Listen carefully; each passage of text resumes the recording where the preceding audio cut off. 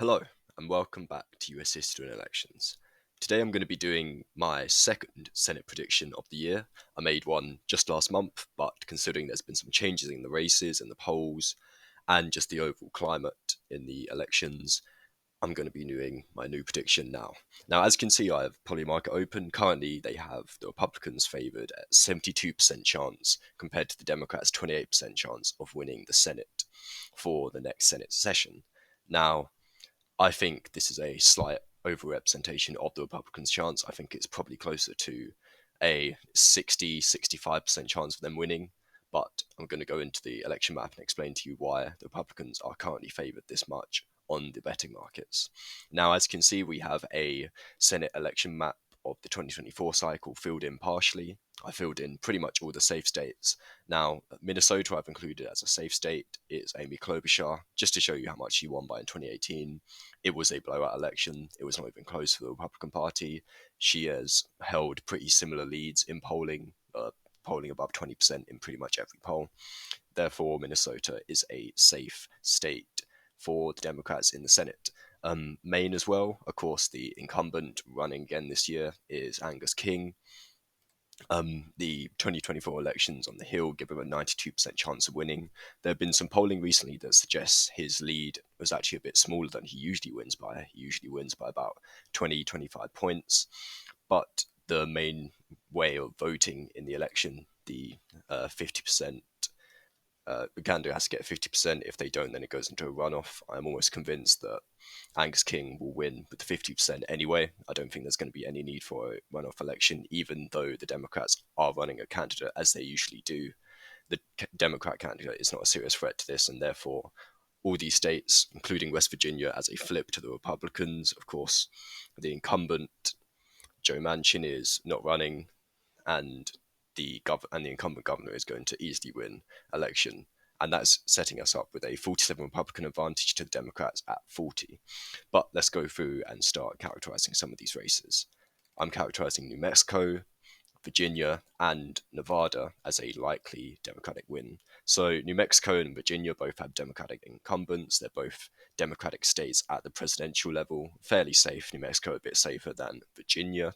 The Democratic Senate candidates are not really going to have any trouble winning, even if there are two fairly decent Republican candidates. They're still going to win well over 5-point margins, victories in holding on to these two states. Now, Nevada, of course, is a bit closer.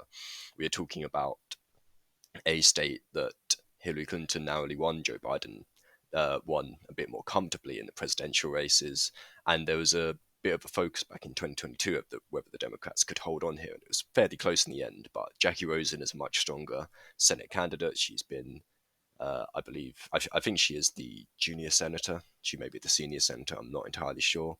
But she has won two previous race cycles, and the polling is looking very comfortable for her. At the moment, she has been giving double-digit leads in pretty much all the polling. I think the narrowest margins we have seen are +4 margins, but when you average them all out, we're looking about a 8 or 9 point margin. And there's not been much movement in this race except in favour of Jackie Rosen in the last month or two, and that is why I'm now confident to put Nevada in the likely Democratic column. Now, there's only one state I'm going to put as the Republican likely, and that is Nebraska. Of course, Nebraska has been a really interesting state to look at over the last few months.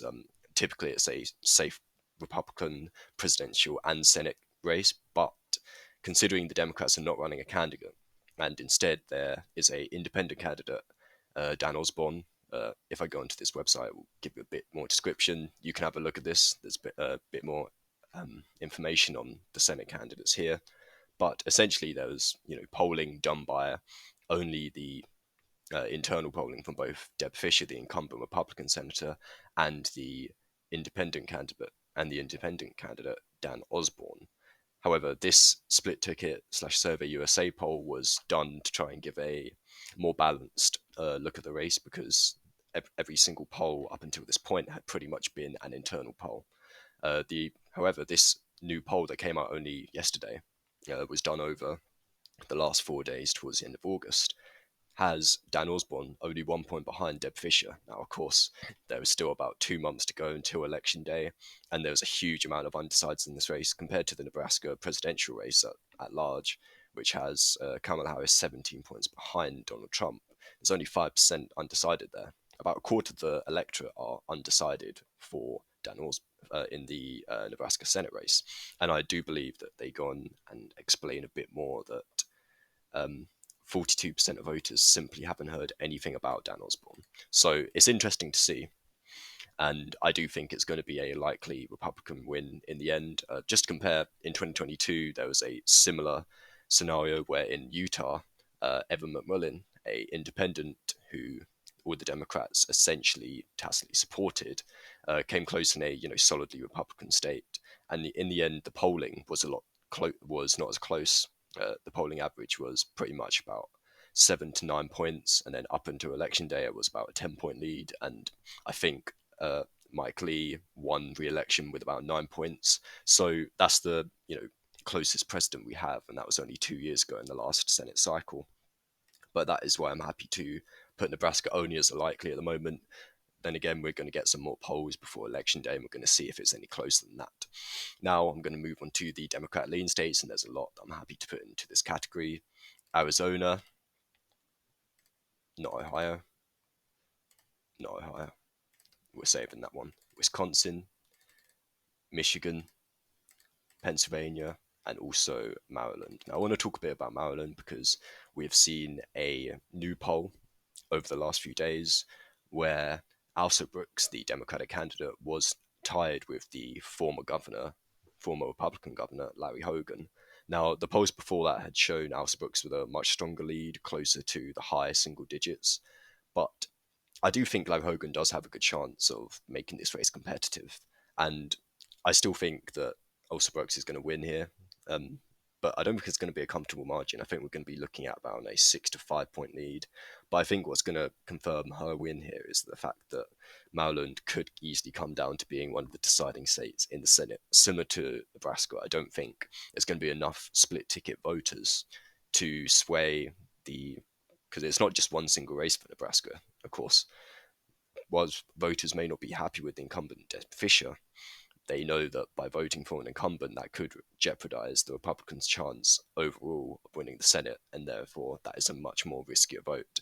The same thing, Democrats they may have a popular opinion of Larry Hogan and might vote for him as governor, but when it comes down to deciding control of the Senate, they would much more likely refrain from splitting their ticket and just vote for the Democrat Alsop Brooks instead.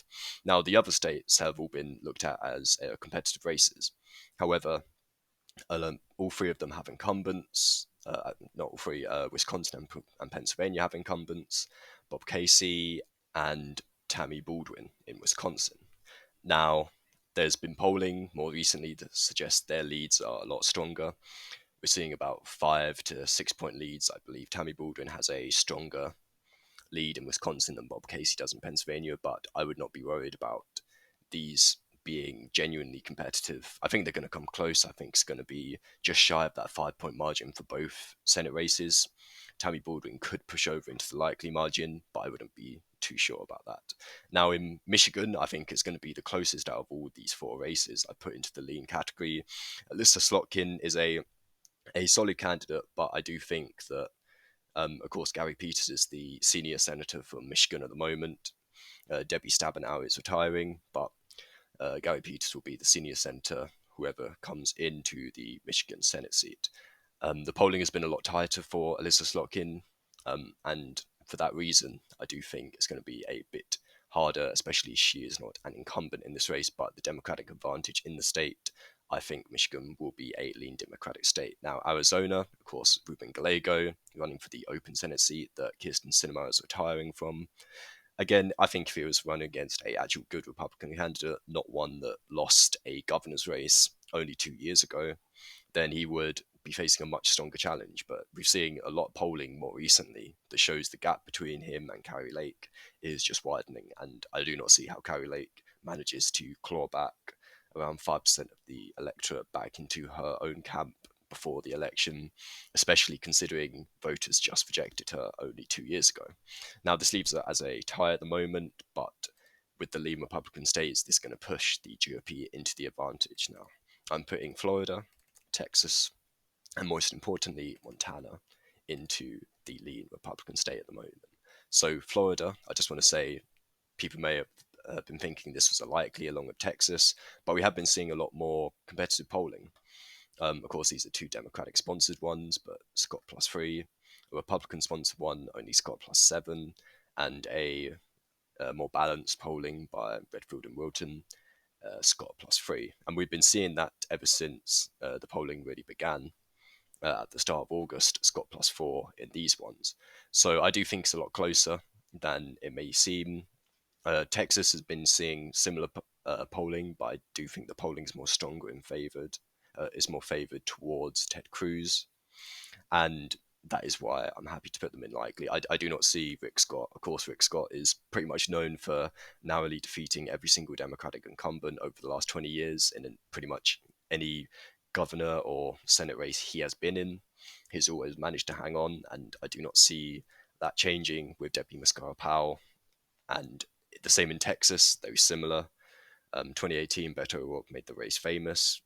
Got very close to unseating Ted Cruz, but I don't think the atmosphere, the electoral atmosphere in Texas, is a positive one for Democrats in this cycle at the presidential and at the Senate level. Now, Montana is a really interesting one because this is pretty much what the Senate hinges on.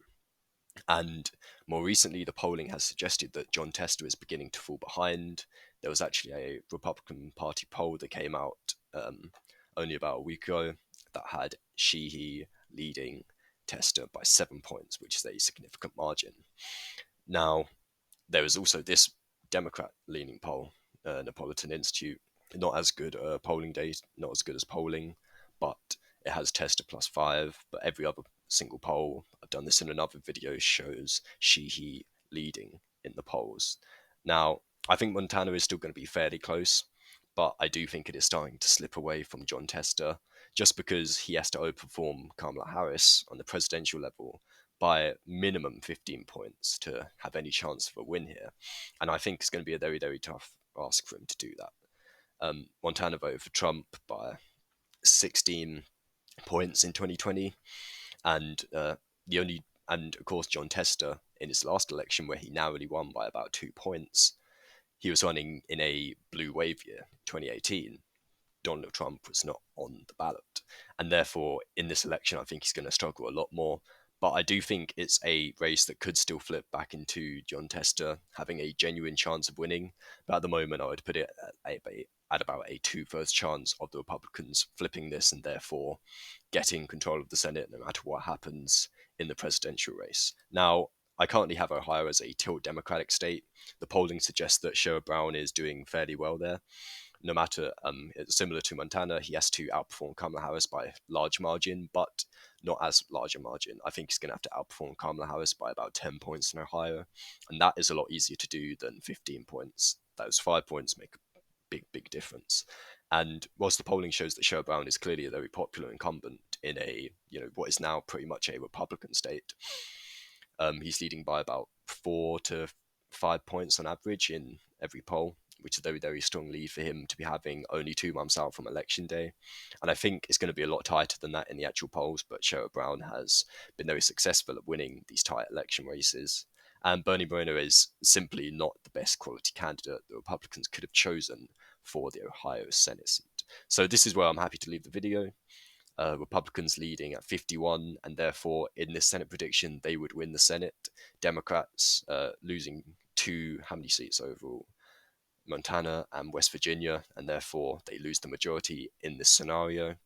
But of course, I will be doing a new Senate video by the end of the month, and we may have some more changes to update the Senate prediction with. So, thank you for watching. I hope you enjoyed. Remember to like, comment, and subscribe, and I'll see you all again very soon.